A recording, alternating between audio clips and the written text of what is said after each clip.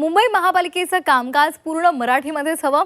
प्रवीण छेडांनी महापालिका सभागृहात मागणी केली आहे. इंग्रजी भाषेचा वापर होत असल्यामुळे त्यांनी आक्षेप नोंदवला. अभियंत्यांच्या पदोन्नती प्रक्रियेमध्ये मराठी भाषा आवश्यक असल्याचं सुद्धा त्यांनी म्हटलेलं आहे. विषय असा आहे की प्रमोशन आपल्याला पाहिजे आणि त्याच्यामध्ये एक अशी अट आहे की ज्यांना आपण प्रमोशन देतो त्यांना मराठी बोलायला यायला पाहिजे, त्यांना मराठी लिहायला यायला पाहिजे आणि वाचायला यायला पाहिजे. हे तिन्ही गोष्ट जर तुम्हाला येत असेल तर तुम्हाला प्रमोशन मिळणार मान्य. परंतु आम्ही जे सांगतो की जेव्हा महानगरपालिकेच्या कर्मचाऱ्यांकडे आम्ही जातो किंवा कुठला एखादा पत्राला आम्ही पत्र मराठीमध्ये लिहून देतो तर त्याचं उत्तर आम्हाला इंग्रजीमध्ये येतो. आणि जेवढे महानगरपालिकेचे सर्क्युलर निघतात हे सगळे इंग्रजीमध्ये लिहितात.